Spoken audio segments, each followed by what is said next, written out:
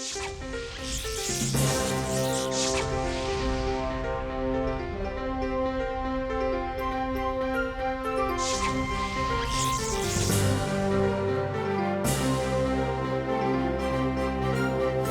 sorrow will turn into joy. Joy in your home from today. Healing in your body. Healing in the relationship in your home. Walk, rise up and walk in Jesus' name.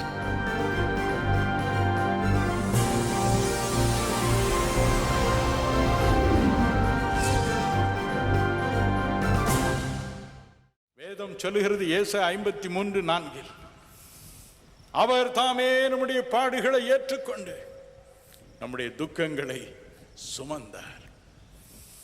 அவர் தாமே நம்முடைய பாடுகளை ஏற்றுக்கொண்டார், துக்கத்தை ஏற்று சுமந்தார். நான் தான் பார்க்கட்டுமே எப்படி இருக்கிறது இந்த துயரம். என் அன்பு பிள்ளைகளை, என் கரத்தின் கிரியைகளை வாட்டி வதைக்கும் இந்த துயரம் எப்படி இருக்கிறது, நான் பார்க்கட்டும் என்றார். எசேக்கியேல் 30:24 துயரத்தினுடைய ஒரு உச்ச கட்டத்தை விவரித்து சொல்கிறது. மரணத்திற்கு நியமிக்கப்பட்டவர்களின் தவிப்பு. மரணத்திற்கு நியமிக்கப்பட்டவர்களின் தவிப்பு. அந்தமான் தீவில் சுதந்திர போராட்டத்தில் ஏற்பட்ட அநேக மக்களை கைதிகளாக வைத்திருந்தார்களாம். அவர்கள் உள்ளத்திலே ஒரு பயத்தை உண்டாக்குவதற்காக யார் யாரை தூக்கு போடுகிறார்களோ அந்த மக்களை முந்தின இரவு அவர்களுக்கு விருப்பமான மத சடங்குகளை செய்து ஆயத்தப்படுத்துவதை எல்லாரும் கேட்கும்படி செய்வார்களா, மற்ற கைதிகள் கேட்பதற்கு. மந்திரம் சொல்வார்கள். இந்த நேரம் வருவதற்கு முன்பதாக அநேக சடங்குகளை செய்வார்கள். அவனோ கதறி அழுவான், ஐயோ அம்மா நான் இன்னும் உங்களை பார்க்க மாட்டேன், அப்பா நான் உங்களை பார்க்க மாட்டேன், என் மகன் போஸ் உன்னை பார்க்க மாட்டேன், கதறி அழுவான், இரவெல்லாம் அழுவான். அதை மற்றவர்கள் கேட்க வேண்டும் என்பதற்காய் அந்த சிறைச்சாலையில் அவள் தங்கியிருக்கும் அந்த இடத்தின் நடுவிலே அந்த சடங்குகளை நிறைவேற்றுவார்களா? எப்படி இருக்கும் யோசித்து பாருங்கள். மரணத்திற்கு நியமிக்கப்பட்டவர்களின் தவிப்பு. அருமை இரட்சகர் இயேசு துயரத்தின் உச்சகட்டமாகி இந்த தவிப்பில் நடந்து போக தீர்மானித்தார். வேதம் சொல்கிறது லூக்கா 22:40-44 கெத்செமனே தோட்டம், கடைசி இரவு, கடைசி ஜெபம். அவரை பிடிக்க துரோகிகள் வந்து கொண்டிருக்கிறார்கள். துரோகியான யூதாசின் தலைமையில் இயேசு ஜெபிக்கிறார். மிகுந்த வியாகுலத்தோடு ஜெபிக்கிறார். பிதாவே, உமக்கு சித்தமானால் இந்த பாத்திரம் என்னை விட்டு நீங்கும்படி செய். இந்த மரண வியாகுலம், மரணத்துக்கு நியமிக்கப்பட்டவர்களின் தவிப்பு, ஐயோ எனக்கு போதும், என்னால் தாங்க முடியவில்லை. உமக்கு சித்தமானால், உமக்கு சித்தமானால் தயவு செய்து இந்த தவிப்பை எடுத்து போடு, இந்த பாத்திரத்தை எடுத்து போடு. புலம்பி அழுதார். சிலுவையில் அவரை தொங்க விட்டார்கள். மத்தேயு 27:46 சொல்கிறது, அங்கும் புலம்பி அழுதார். மரணத்தின் தவிப்பு. 1 சாமுவேல் 15:32 சொல்கிறது, மரணம் கசப்பானது. அந்த கசப்பை அவர் அனுபவித்தார். என் தேவனே, என் தேவனே, ஏன் என்னை கைவிட்டீர்? இந்த தவிப்பை என்னால் தாங்க முடியவில்லை, இந்த கசப்பை என்னால் தாங்க முடியவில்லை. மரணத்தின் கசப்பு, மரணத்தின் தவிப்பு, துயரத்தின் உச்சகட்டத்தை மகிழ்ச்சியோடு அனுபவித்தார். நமக்காக, நம் ஒவ்வொருவருக்காக இந்த பாதையில் அவர் கடந்து சென்றார். அன்பு அன்பு அன்பு 1 யோவான் 4:8 சொல்கிறது, தேவன் அன்பாகவே இருக்கிறார். 2 கொரிந்தியர் 5:14 சொல்கிறது, கிறிஸ்துவின் அன்பு எங்கள் உள்ளத்தை நெருக்கி ஏவுகிறது. என் அன்பிற்குரியவர்களே, அந்த துயரத்தின் உச்சகட்டத்தை மகிழ்ச்சியோடு ஏற்றுக்கொண்டார்.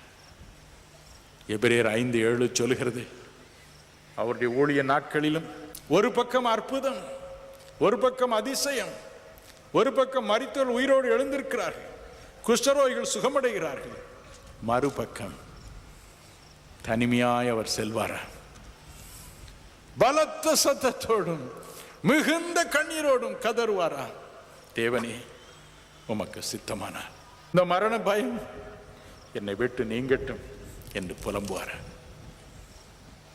யாருக்காக? நமக்காக. தானே அதை அனுபவித்தார், அந்த துயரத்தை குடித்தார். வேதம் சொல்கிறது, எபிரேயர் 2:9, ஒவ்வொருவருக்காகவும் ஒவ்வொரு தகப்பனாருக்காகவும், ஒவ்வொரு தாய்க்காகவும், ஒவ்வொரு வாலிபனுக்காகவும், ஒவ்வொரு வாலிப பிள்ளைக்காகவும், ஒவ்வொரு குழந்தைக்காகவும் மரணத்தை, மரணத்தின் கசப்பை, மரணத்தின் தவிப்பை ருசி பார்த்தார். Let me drink it. Let me know and feel how my people are walking through agony and sorrow. Let me go through it. துயரப்பட்ட அனைவருக்கும் ஆறுதலை நான் கொண்டு வர வேண்டும். அனைவருக்காக மரணத்தின் கசப்பை நான் ருசி பார்க்கட்டும் என்றார். சில மாதங்களுக்கு முன்பதாக பத்திரிகையில் இதை வாசித்தேன். அமெரிக்க ஐக்கிய நாட்டில் சுமார் 50 பிரசித்தி பெற்ற டாக்டர்கள் கூடினார். சுகாதார இலாக்காவை சேர்ந்த அதிகாரிகள் கூடினார். ஒரு காரியமுடைய நெஞ்சை பிளந்தது. எய்ட்ஸ் என்ற கடினமான நோய்க்கு ஆராய்ச்சி சரியாக நடைபெறவில்லையே, அதற்கு ஒரு மருந்தை கண்டுபிடிக்கவில்லையே, லட்சமாய் உலகமெல்லாம் மக்கள் சாகிறார்களே என்ற மனவேதனை, சஞ்சலம் உள்ளே நுழைந்து அதில் 50 பேர் எழுந்தார்கள். அரசாங்கம் ஆராய்ச்சி நடத்த முன் வரட்டும், ஒரு மருந்தை கண்டுபிடிக்க முன் வரட்டும், என்னென்ன ஆராய்ச்சி நடத்த வேண்டுமோ, என்னென்ன பரிசோதனை செய்ய வேண்டுமோ அதற்கு எங்கள் உடலை தாராளமாய் கொடுக்கிறோம். எல்லாரும் திடுக்கிட்டார்கள். காரணம், ஆராய்ச்சி நடத்துவது என்பது எப்படி?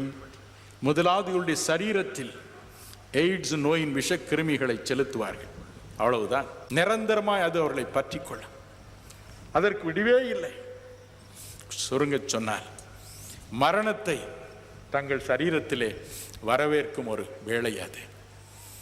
மரணத்தின் தவிப்பு, மரணத்துக்கு நியமிக்கப்பட்டவனின் தவிப்பு, கசப்பு அவர்களை நிரந்தரமாய் பிடித்துக் கொள்ளும், சில நாட்களில் கொன்று போடும். என்றாலும் எய்ட்ஸ் நோயினால் பாதிக்கப்படும் லட்சக்கணக்கான மக்களுடைய வேதனையை, சஞ்சலத்தை நினைத்து, துயரத்தை நினைத்து தங்களை ஒப்புக் கொடுத்தார். சிகாகோ நகரில், அமெரிக்க ஐக்கிய நாட்டில். என் அன்பிற்குரியவர்களே, நம் அருமை இரட்சகர் இயேசு அப்படித்தான். தம்மையே ஒப்புக் கொடுத்தார், தம்மையே ஒப்புக் கொடுத்தார். ஒவ்வொருவருக்காகவும் மரணத்திற்கு நியமிக்கப்பட்டவனின் தவிப்பை ருசி பார்த்தார், துயரத்தை ருசி பார்த்தார், கசப்பை ருசி பார்த்தார். இதற்கு அதிகமான துயரம் உலகில் இல்லை, இதற்கு அதிகமான துயரம் உலகில் இல்லவே இல்லை. எனவே உங்கள் கண்ணீரை இன்று இரவு அவர் துடைப்பார். எனவேதான் தைரியமாக அவரால் சொல்ல முடிகிறது, மத்தேயு 11:28, வருத்தப்பட்டு பாரம் சுமக்கிறவர்களே, துயரம் என்னும் பாரத்தை சுமக்கிறவர்களே, நீங்கள் எல்லாரும் என்னிடத்தில் வாருங்கள், நான் நிச்சயமாய் உங்களுக்கு இளைப்பாறுதல் தருவேன். எல்லாரும் என்னிடத்தில் வாருங்கள். ஜாதி, இன, மத, தேசிய வேறுபாடு இன்றி என்னிடம் வாருங்கள். நிச்சயமாய் நான் உங்களுக்கு இளைப்பாறுதல் கொடுப்பேன். காரணம், அந்த வழியே நான் நடந்து போனேன், அந்த துயரத்தை நான் குடித்திருக்கிறேன். ஒவ்வொருவருக்காக 1955 ஆண்டு பிப்ரவரி மாதம் 11 வாழ்க்கை எனக்கு கசந்தது. உடலில் நோய், வீட்டில் வறுமை, வேலையில்லா திண்டாட்டம், படிப்பில் தோல்வி. வாழ்வதை விட சாவதே நல்லது என்று ரயில் தண்டவாளத்தை நோக்கி ஓடினேன். அழுது கொண்டே ஓடினேன். ஐயோ, என் அப்பாவை நான் இனி பார்க்க மாட்டேன். ஐயோ, என் அம்மாவை நான் பார்க்க மாட்டேன். எப்பொழுது ரயில் வரும், எக்ஸ்பிரஸ் ரயில் வரும், முன்னே நான் தாவலாம் என்று ஓடிக்கொண்டிருந்தேன். தெய்வாதீனமாய் வழியில் என் இயேசுவை அறிந்த சித்தப்பா என்னை சந்தித்தார். கிறிஸ்துவின் அன்பை பற்றி விவரித்து சொன்னார். சிலுவையில் அவர் பட்ட தவிப்பு, சஞ்சலம் எப்படிப்பட்டது என்பதை விளக்கி சொன்னார். என் உள்ளம் உடைந்தது. வீடு திரும்பினேன்.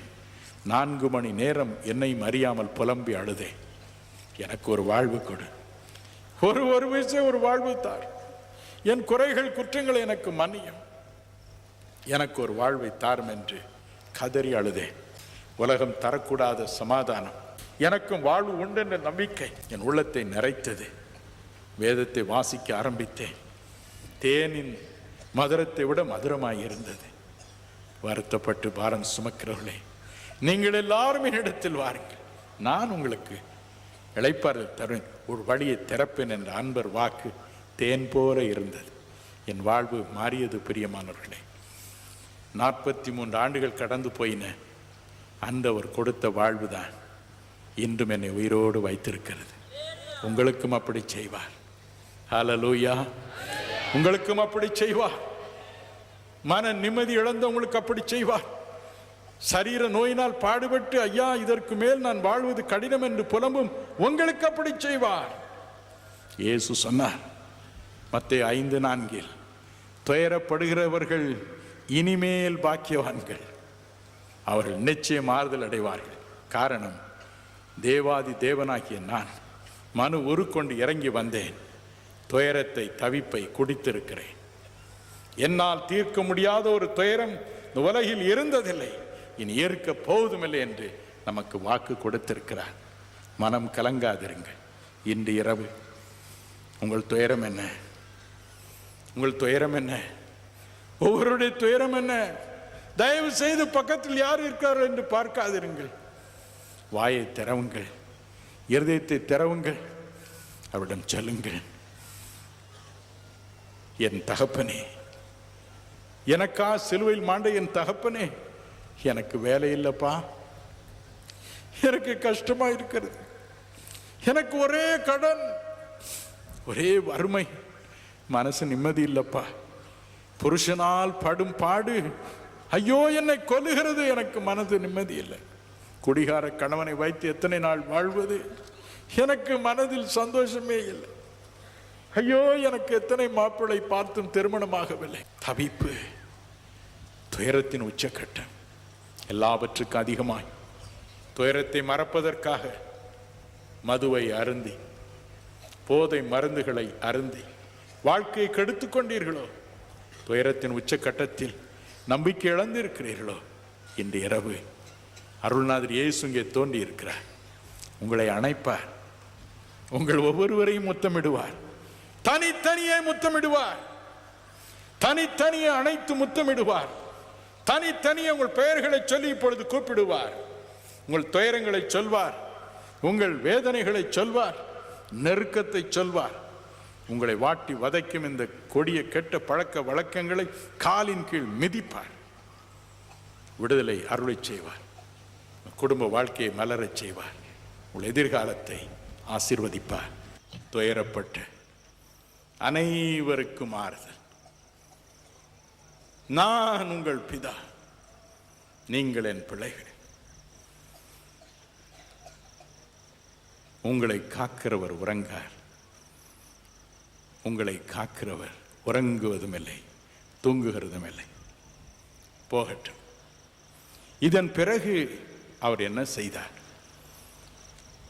இந்த வேத புஸ்தகத்தை நீங்கள் இந்த பகுதியை வாசிக்கும் பொழுது ஏசாயா 61:1 முதல் 3 வரை உள்ள வசனங்கள் தேவாதி தேவன் எதற்காக மனு உருக்கொண்டு பூமிக்கு இறங்கினார் என்ற ஒரு பட்டியலை கொண்ட ஒரு பாகம்.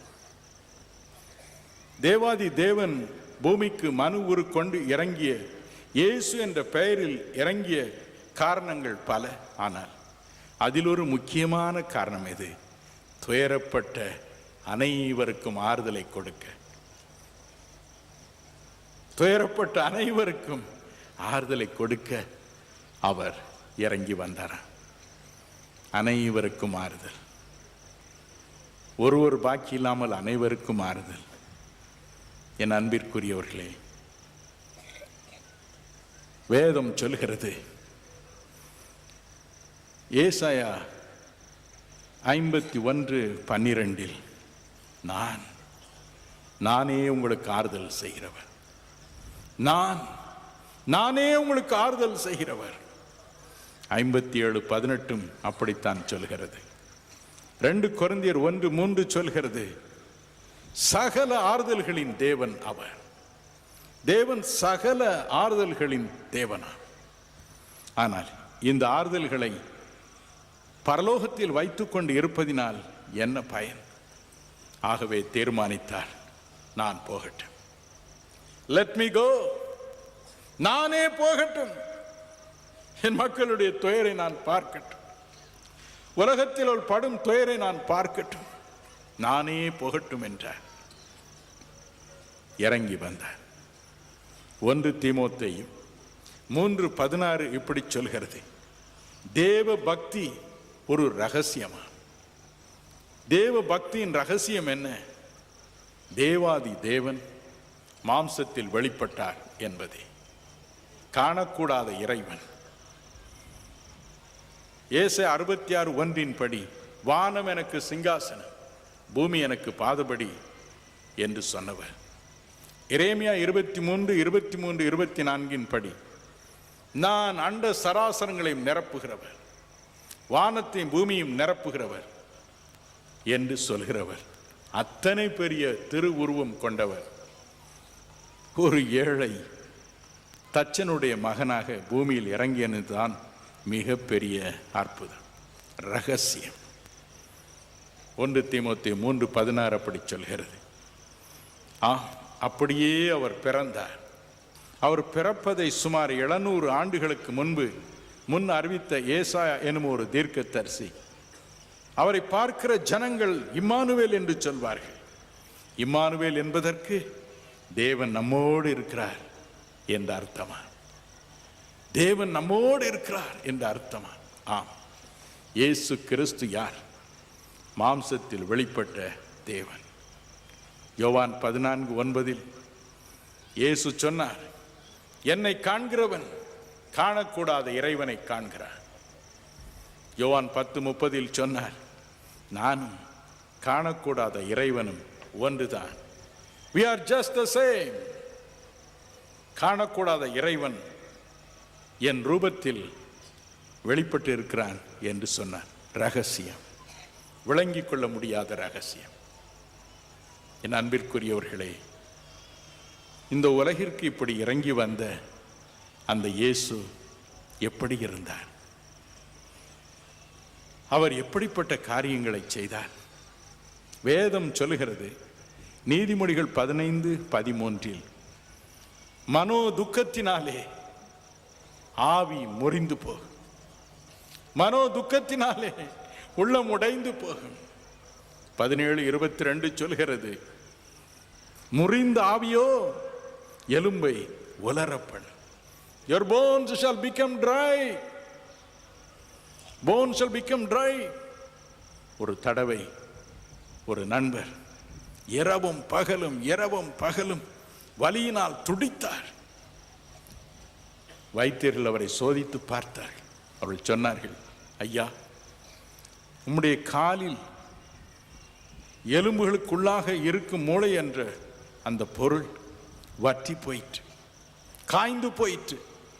ஆகவேதான் இந்த வலியினால் துடித்தே நீர் இறந்து போவீர், வேறு வழியே இல்லை, மார்க்கமே இல்லை என்று சொல்லிவிட்டார். ஆவியின் முறிவு, மன முறிவு எலும்பை உலர பண்ணும். ஆனால் நீதிமொழிகள் 12:25 சொல்லுகிறது, என்ன சொல்லுகிறது? நல் வார்த்தையோ அதை மகிழ்ச்சியாக்கும், நல் வார்த்தையோ அதை புஷ்டியாக்கும், நல் வார்த்தையோ அதற்கு புது வாழ்வு கொடுக்கும். எனவேதான் மாம்சத்தில் வெளிப்பட்ட தேவகுமாரனாகிய இயேசு, தேவனுடைய தற்சுரூபமாகிய இயேசு, தேவனுடைய மகிமையின் சொரூபமாகிய இயேசு இன்பமான வார்த்தைகளை பேசினார், இனிய வார்த்தைகளை பேசினார்.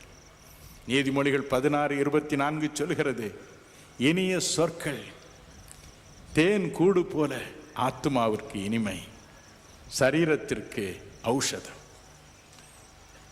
எத்தனை உண்மை பாருங்கள். இயேசு துயரத்தில் வாடி அவரிடம் வந்த ஒவ்வொருவருக்கும், ஒருவர் பாக்கி இல்லாமல் அனைவருக்கும் ஆறுதல் வார்த்தைகளையே பேசினார். லூக்கா 7ஆம் அதிகாரம் 37, 38, 48, 50 இந்த 4 வசனங்களை வாசித்து பாருங்கள்.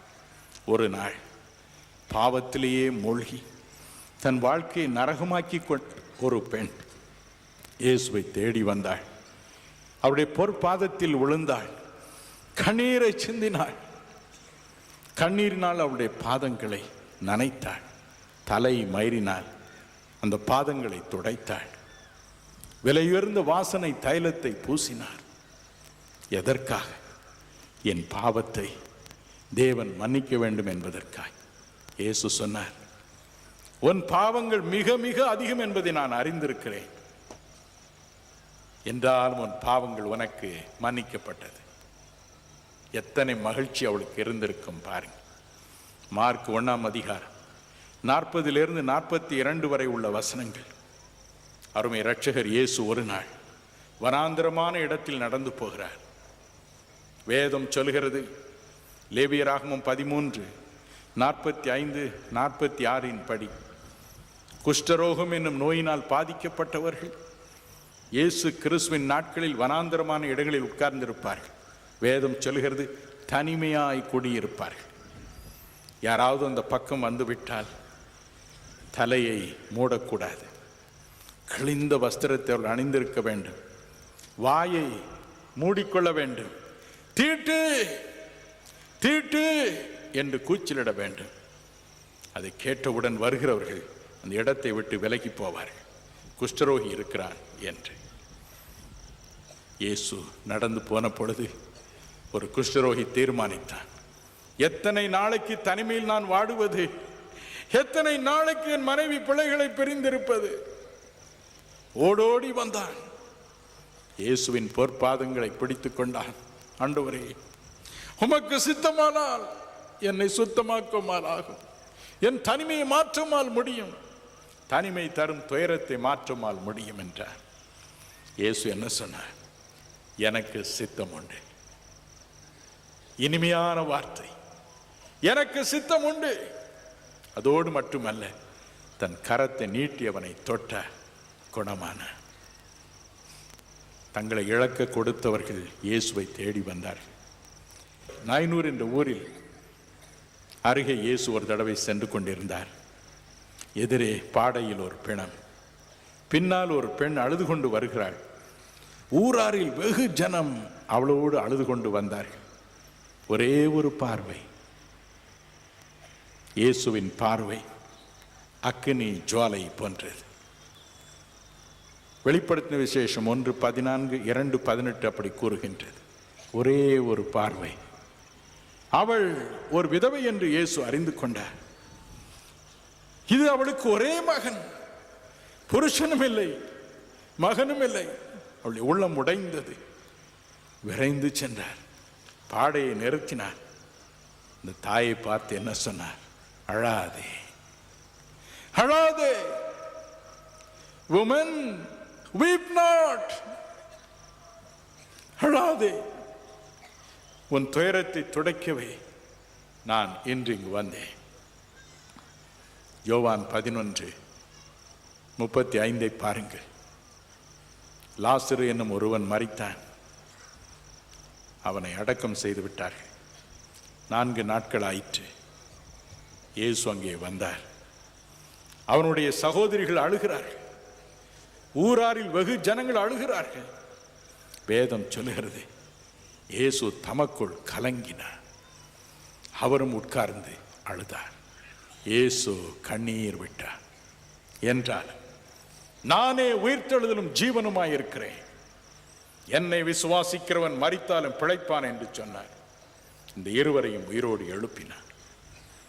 என் அன்பிற்குரியவர்களே, துயரத்தை, அனைவருடைய துயரத்தை மாற்றி ஆறுதல் கொடுக்கவே அவர் இறங்கி வந்தார் என்பதை காண்பித்தார். மட்டுமல்ல, வேதம் சொல்கிறது, சிலுவையில் அவர் தொங்கிய பொழுது லூக்கா 23 42 43 2 வசனங்களில் இயேசுவின் இருபுறம் 2 கள்ளர்கள் தொங்கினார்கள். ஒரு கள்ளன் மற்றவரோடு சேர்ந்து இயேசுவை தூஷித்தான். ஆனால் மறு கள்ளனோ, ஆண்டவரே, உம்மிடம் ஏதோ ஒரு விசேஷத்தை காண்கிறேன். உமது தலையின் மீது இயேசு யூதர்களின் ராஜா என்று எழுதியிருக்கிறது. நீர் ஒரு அரசன் தான். என்றாவது ஒரு நாள் உமக்கென்று ஒரு அரசு ஏற்படும் என்று நம்புகிறேன். அப்படி நீர் வரும் பொழுது என்னை நினைத்தருளும். நீர் உம்முடைய ராஜ்யத்தில் வரும் பொழுது என்னை நினைத்தருளும். கடைசி நேரம் அவனுடைய மூச்சும் ஒடுங்க போகிறது. இயேசுவின் மூச்சும் ஒடுங்க போகிறது. ஆனால் இயேசு என்ன சொன்னார்? நான் ராஜ்யத்தில் வரும் வரைக்கும் நீ காத்திருக்க வேண்டுமா? வேண்டாம். இன்றைக்கு நீ என்னுடனே கூட பரதேசில் இருப்பாய், என் ராஜ்யத்தில் இருப்பாய் என்று சொன்னார். எத்தனை ஆறுதல்! துயரப்பட்ட அனைவருக்கும் ஆறுதல். என் அன்பிற்குரியவர்களே, கவலைப்படாதிருங்க. உங்களுடைய பிரச்சனை வெவ்வேறு பிரச்சனையா இருக்கலாம். பாவத்தின் பிடியில் நீங்கள் சிக்கி தவிக்கலாம். ஒரே ஒரு முறை போதை பொருளை நீங்கள் அருந்தி இருக்கலாம். அதனால் அது பிசாசை போல, பாம்பை போல, உங்களை மலைப்பாம்பை போல விழுங்கி கொண்டு இருக்கிறது. தப்ப வழி இல்லை. தவிக்கிறீர்கள். இன்று இரவு கர்த்தர் உங்களை விடுதலை செய்வார். துயரப்படும் அனைவருக்கும் நான் ஆறுதலை தர வேண்டும். அதற்காகவே இறங்கி வந்தார். மரித்தார், உயிரோடு எழுந்தார். இன்று நமது மத்தியிலே அவர் இருக்கிறார். என் நாமத்தினால் எங்கே 2 பேர் 3 பேர் கூடியிருக்கிறீர்களோ அவள் மத்தியில் நான் இருக்கிறேன். எதற்கு? துயரை நீக்கி, ஒவ்வொருடைய துயரத்தையும் நீக்கி, நன்றாய் நான் சொல்லும் வார்த்தைகளை கவனமாய் இருதயத்தில் பதித்துக் கொள்ளுங்கள். இன்று இரவு உங்கள் அற்புதங்களின் இரவு, உங்கள் வாழ்க்கையின் தேவைகளை பெறும் ஒரு இரவு. இயேசு கிறிஸ்து உங்கள் கண்ணீரை துடைக்கும் இரவு. யாருடைய கண்ணீரை? அனைவருடைய கண்ணீரை, ஒவ்வொருவருடைய கண்ணீரையும் அன்று வேதாகம நாட்களில் துடைத்தது போல துடைக்க மத்தியிலே எழுந்தருளி இருக்கிறார்.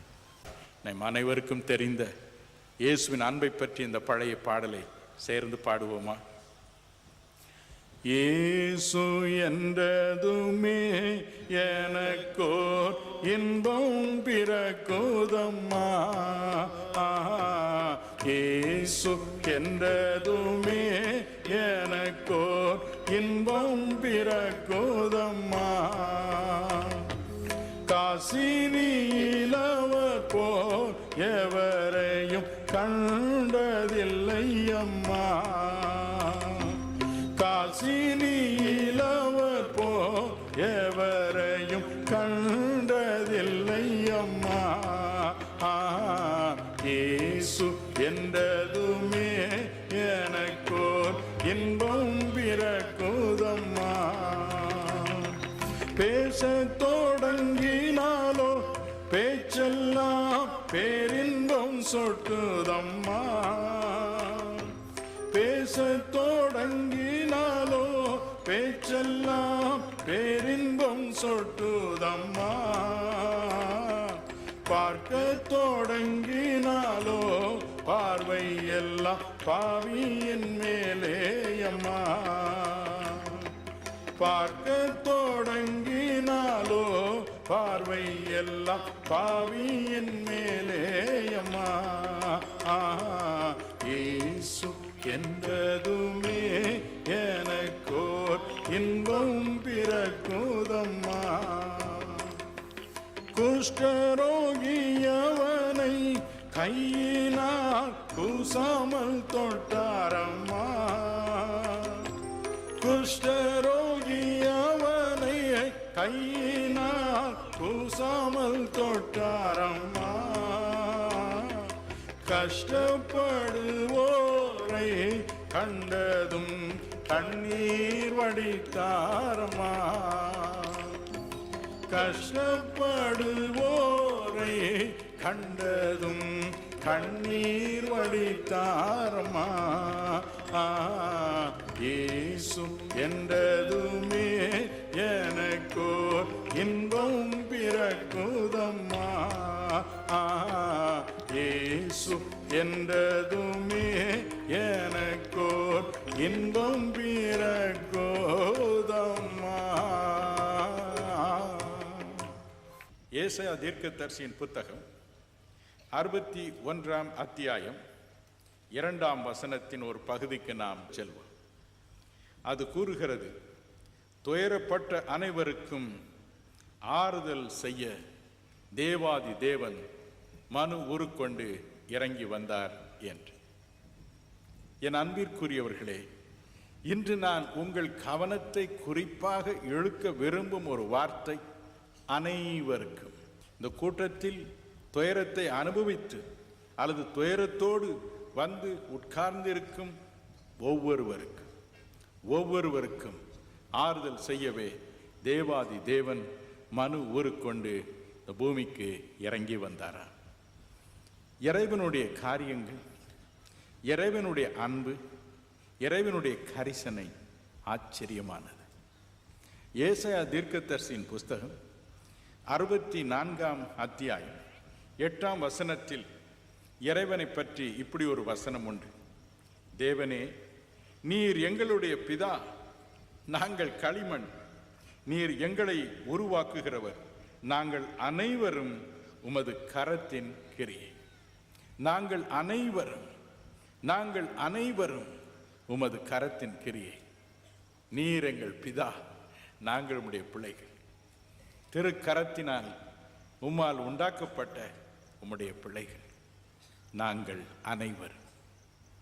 தேவன் நம்மை பார்க்கும் பொழுது, ஒவ்வொருவரையும் தனித்தனியே பார்க்கும் பொழுது, இது என் பிள்ளை, இது என் மகள் என்று உரிமையோடு பேசுவார். காரணம், நம் ஒவ்வொருவரையும் ஆதியாகும் 2:7 படி களிமண்ணிலிருந்து உருவாக்கி ஜீவனை கொடுத்து உயிரை கொடுத்து இந்த உலகத்திலே நம்மை நடத்தி வருகிறார். எபேசியர் 4:6 கூட அதைத்தான் சொல்லுகிறது.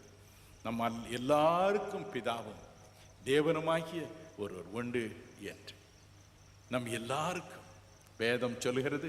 அப்போஸ்தலர் 17:25 நம் எல்லாருக்கும், நம் அனைவருக்கும் ஜீவனையும் சுவாசத்தையும் தேவையான எல்லாவற்றையும் கொடுக்கிறவர் அவர் என்று. 1 தீமோத்தேயு 6:17 சொல்கிறது, நாம் அனுபவிப்பதற்கு சகலவித நன்மைகளையும் தாராளமாய் சம்பூர்ணமாய் கொடுத்து மகிழும் ஒரு தகப்பன் தான் இறைவன். இதை குறித்து மத்தேயு 5:45 இப்படி சொல்லுகிறது, அவர் தீயோருக்கும் நல்லோருக்கும், தீயோர் மீதும் நல்லோர் மீதும் தன்னுடைய சூரியனை பிரகாசிக்க செய்கிறார். நீதி உள்ளவர்களுக்கும் அநீதி உள்ளவர்களுக்கும் மழையை பெய்யும்படி செய்து அவர்களை பரவசப்படுத்துகிறார். அவருக்கு வித்தியாசமே இல்லை. ஏன்? நம் அனைவருக்கும் சிருஷ்டிப்பின்படி அவர் பிதாவாயிருக்கிறார். பல ஆண்டுகளுக்கு முன்பு நானும் இன்னும் என் குடும்பத்தினரும் பலரும் ஒரு கூட்டமாக ஜெர்மனி தேசத்தில் பிராங்க்ஃபர்ட் என்ற விமான நிலையத்திற்கு சென்றோம். அங்கிருந்து பெர்லின் என்ற மற்றொரு நகருக்கு விமானத்தில் செல்வதற்காக காலை 7:30 மணி, 8 மணிக்கு எங்களுக்கு விமானம். ஒரே பசி, விமான நிலையத்தில் உட்கார்ந்திருந்தோம். திடீரென்று என் கண்கள் அங்கே வைக்கப்பட்டிருந்த விதம் விதமான உணவு வகைகளின் மீது விழுந்தன. விதம் விதமான உணவு வகைகள். அங்கிருந்த ஒரு அதிகாரியிடம் கேட்டேன், ஐயா, இவைகள் எல்லாம் விலை கொடுத்து வாங்குவதற்காக வைக்கப்பட்டிருக்கிறதா என்று. சிரித்துக்கொண்டே அவர் சொன்னார், இல்லை இல்லை, பயணிகளுக்கென்று இலவசமாக இதை வைத்திருக்கிறோம். காலை நேரம் அல்லவா, அவர் வீட்டிலே சாப்பிடாமல் வருவார்கள், ஆகவே இதை வைத்திருக்கிறோம். யார் வேண்டுமென்றாலும் அதை எடுத்து சாப்பிடலாம், எவ்வளவு வேண்டுமென்றாலும் சாப்பிடலாம் என்று. அதன் பிறகு என்ன நடந்திருக்கும் என்று நீங்களே யூகித்திருப்பீர்கள். அவ்வளவுதான். இந்தியர்கள் அத்தனை பேரும் ஒரே கூட்டமாக அங்கு போய் அந்த இடத்தை மொய்த்து அதை காலி செய்து விட்டோம். எவ்வளவு சாப்பிட முடியுமோ அவ்வளவு சாப்பிட்டு விட்டோம். அதுதான் ஒரு தகப்பனுடைய உள்ளம். துயரப்பட்ட அனைவருக்கும் நான் ஆறுதல் செய்ய வேண்டும். என் பிள்ளைகள் அவர்கள். உலகத்திலுள்ள அத்தனை பேர், ஜாதி இன மத தேசிய வேறுபாடின்றி என் பிள்ளைகள். நான் அவர்கள் பிதா. ஆகவே அனைவருக்கும், அனைவரையும் சிருஷ்டித்த நான் அவர்கள் அனைவருக்கும் அவருடைய துயரத்தில் ஆறுதல் செய்ய வேண்டும். இதுதான் அவருடைய விருப்பம். இந்த விருப்பத்தோடு அவர் நின்று விட்டாரா? என் அன்பிற்குரியவர்களே, இந்த விருப்பத்தினால் சஞ்சலத்தையும் அவர் அடைந்தார். வேதம் சொல்கிறது, மத்தேயு 18:14 என்ற வேத பகுதியில், தேவாதி தேவனுடைய விருப்பம் என்னவா? ஒருவராவது இந்த உலகில் துயரத்தினால் கெட்டு போகக்கூடாது. ஒருவராவது கெட்டு போகக்கூடாது. ஒருவராவது கெட்டு போவது உங்கள் பிதாவின் சித்தம் அல்ல என்று இயேசு கிறிஸ்து திட்டமும் தெளிவுமாய் கூறினார். அமெரிக்க ஐக்கிய நாட்டில் சுகாதாரத்துறை ஒரு காரியத்தை கண்டுபிடித்தது. அமெரிக்க ஐக்கிய நாட்டில் உள்ள அநேக மக்களுக்கு ஈகோலி என்ற கிருமியினால் தாக்கப்படுவதனால் வரும் ஒரு நோய் பிடித்திருப்பதை கண்டனர். எல்லா வைத்தியர்களும் இந்த நோய் மக்களை பிடிக்கிறது என்று முறுமுறுத்தனர். எங்கிருந்து இந்த நோய் வருகிறது என்று அவர்கள் ஆராய்ச்சி செய்தார்கள். அமெரிக்க ஐக்கிய நாட்டில் மக்கள் விரும்பி சாப்பிடுவது ஹாம்பர்கர், அதாவது 2 மெல்லிய தொட்டாலேயே மிருதுவாக காணப்படும் ரொட்டிகளை எடுத்து அவைகளின் நடுவே விதவிதமான காரியங்களை வைத்து சாப்பிடுவார்கள். சிலர் சிக்கன், அதாவது கோழிக்கறியை சாப்பிடுவார்கள். சிலர் ஆட்டு இறைச்சியை அதில் வைத்து சாப்பிடுவார்கள். மிக ருசியாக இருக்கும். சிலர் அதிலும் காய்கறிகளை வைத்து சாப்பிடுவார்கள். ஹாம்பர்கர்.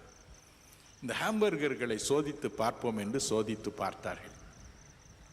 ஒரு குறிப்பிட்ட கம்பெனி விற்ற ஹாம்பர்கர் இந்த கொடிய கிருமினால் பாதிக்கப்பட்டிருந்தது. காரணம், அவர்களுக்கு ஆட்டு இறைச்சி கொடுக்கிற அந்த கம்பெனி தயாரிப்பு சரியில்லை. அவர்கள் உபயோகப்படுத்திய அந்த மாம்சத்தில் தான் இந்த கிருமி இருக்கிறது என்பதை கண்டுபிடித்தார்கள். உடனே இதை பிரசிடென்ட் பில் கிளின்டனுக்கு தெரிவித்தார்கள். அவர் என்ன செய்தார் தெரியுமா? ஒரே ஒரு வரிதான், அந்த கம்பெனி அத்தனை கம்பெனியும் க்ளோஸ் பண்ணிவிடு. எத்தனையோ கோடிக்கணக்கான ரூபாய்கள் நஷ்டம். அதை பற்றி எனக்கு என்ன? என்னுடைய பிரஜைகளுக்கு நோய் வரக்கூடாது, ஒருவருக்கும் கூட அந்த நோய் வரக்கூடாது. ஆகவே நஷ்டத்தை பற்றி எனக்கு கவலை இல்லை. இழுத்து மூடுங்கள் என்றார். இழுத்து மூடிவிட்டார். அதை போலத்தான் தேவாதி தேவனும் துயரம் என் பிள்ளைகளுடைய வாழ்க்கை நாசமாக்கி விடக்கூடாது. வேதனையை கொண்டு வரக்கூடாது. அவர்கள் காலத்திற்கு முன்பதாக மறிக்கும்படி செய்துவிடக்கூடாது. துயரப்பட்ட அனைவருக்கும் ஆறுதல் வேண்டும். துயரப்பட்ட அனைவருக்கும் ஆறுதலை நான் கொடுக்க வேண்டும் என்று துடித்தார். துயரம் என்ன செய்யுமா? சங்கீதம் 31:9 வாசித்து பாருங்கள். சங்கீதக்காரன் புலம்புகிறான், தேவனே, துயரத்தினால் என் கண்ணும் என் இருதயமும் என் வயிறும் கூட கருகி போயிற்று. என் துக்கத்தை என்னால் தாங்க முடியவில்லை, கருகி போயிற்று. சங்கீதம் 119:92 எஸ்ரா என்னும் வேத பாரகன் சொல்கிறான், தேவனே, உம்முடைய வார்த்தை என் மன மகிழ்ச்சியா இல்லாமல் போயிருந்தால் என் துக்கத்தில் நான் அழிந்து போயிருப்பேன். என் துக்கம் என்னை கொன்று போட்டு இருக்கும். சங்கீதம் 119:28 அவன் இப்படி புலம்புகிறான், தேவனே, சஞ்சலத்தால், துயரத்தால், துக்கத்தால் என் ஆத்மா கரைந்து போகிறது. அக்னியில் அகப்பட்ட மெழுகு போல கரைந்து போகிறது. மனம் கசந்து அழுகிறான்.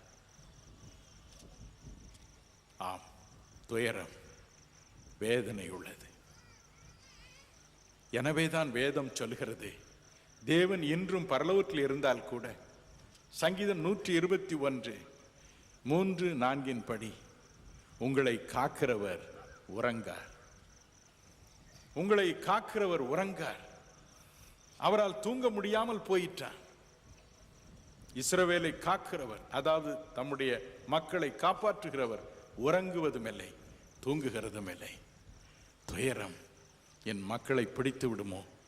ஐயோ, துயரம் என் மக்களுடைய இருதயத்தை கரையச் செய்கிறதே, அவருடைய கண்ணை குழி விழும்படி செய்கிறதே. ஐயோ, வயிறு கூட கருகி போய் சாப்பிட முடியாமல் தவிக்கிறார்களே. இரவும் பகலும் வானத்திலிருந்து நம்மை பார்க்கிறாரா? இஸ்ரவேலை காக்கிறவர் உறங்குவதும் இல்லை. இஸ்ரவேலை துயரத்திலிருந்து காக்க விரும்புகிறவர் உறங்குவதும் இல்லை, தூங்குகிறதும் இல்லை. 1993 ஆண்டு டிசம்பர் மாதம் கொடிய நிமோனியா நோய் என்னை பிடித்தது. ஒரு மாதம் நான் ஒரு ஆஸ்பத்திரியில் வைக்கப்பட்டிருந்தேன். ஒரு நாள் என் மகனை பார்த்து டாக்டர் சொன்னார், உங்கள் உறவினர்கள் எல்லாருக்கும் தந்தி கொடுத்து விடுங்கள், அவர் பிழைக்க மாட்டார். அவ்வளவு சரீரப்பாடு எனக்கு, அவ்வளவு மோசமாய் என் நிலை இருந்தது. ஆனால் அதே சமயத்தில் அந்த டாக்டர்களுடைய குழு, அந்த மருத்துவ குழுவினுடைய தலைவர்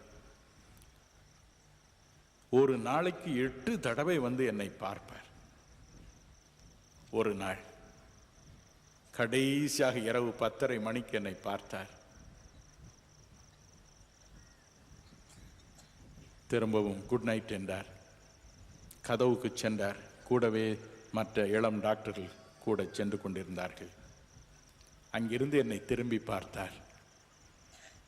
சார், நீங்கள் தூங்கி 14 நாட்கள் ஆகிவிட்டதல்லவா? நான் தலையை ஆட்டினேன். 14 நாட்கள் இருமல் உங்களை வாட்டி தூங்க விடாமல் செய்து விட்டதல்லவா என்றார். ஆம் என்று சொன்னேன். சிரித்தார். அவர் சொன்னார், கடந்த 14 நாட்களும் நானும் தூங்கவே இல்லை, நானும் தூங்கவே இல்லை. அவருடைய 2 கண்களிலும் கண்ணீர் கொட்டினார். அப்படியே போய்விட்டார்.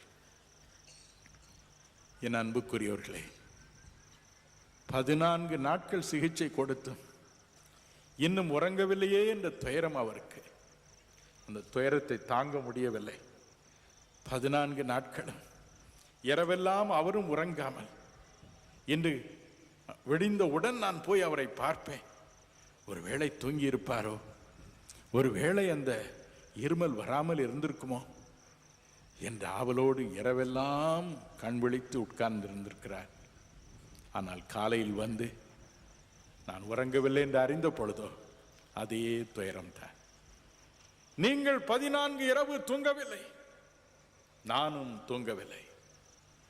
தேவாதி தேவனும் கூட துயரத்தின் பிடியில் சிக்கி நாம் தவிக்கும் பொழுது அப்படியே கதறுவார். ஆகவேதான் வேதம் சொல்கிறது, இஸ்ரவேலை காக்கிறவர் உறங்குவதும் இல்லை தூங்குகிறதும் இல்லை, உன்னை காக்கிறவர் உறங்கார். ஒரு பழைய பாடல் உண்டு, தேவனுக்கு தெரியாமல் நம் வாழ்க்கையில் ஒரு காரியமும் நடைபெறுவதில்லை என்று. தெரிந்தவர்கள் என்னோடு பாடலாம்.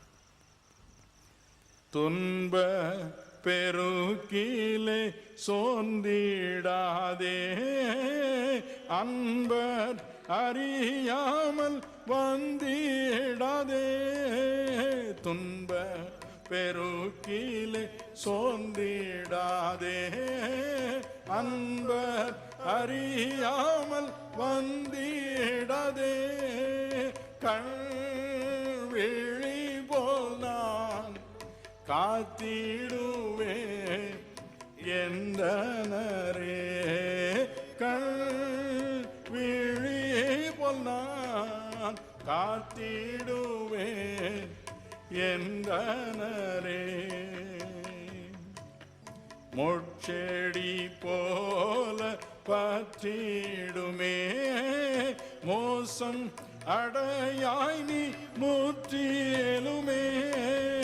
முட்செடி போல பற்றிடுமே, மோசம் அடையாய் நீ முற்றிலுமே.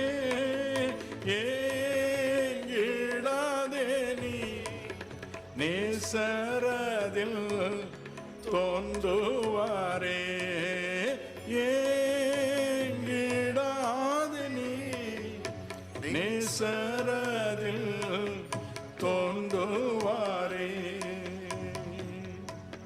சுற்றிலும் சத்துரு சூழ்ந்திடினும் வியாகுலம் உன்னை விரட்டிடினும். சுற்றிலும் சத்துரு சூழ்ந்திடினும் வியாகுலம் உன்னை விரட்டிடினும். நேசரேத்தம் என்ப சத்தம் ஏந்திடுவார். நேசரேத்தம் என்ப சத்தம் ஏந்திடுவார்.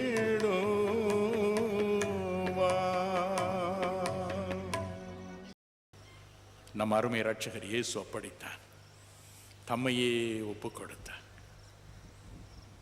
ஒரு வினாடி கண்களை மூடுவோமா?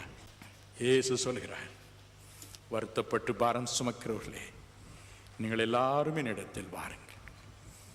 எத்தனை பேருக்கு இன்று இயேசுவிடம் ஓடி வர மனதுண்டு?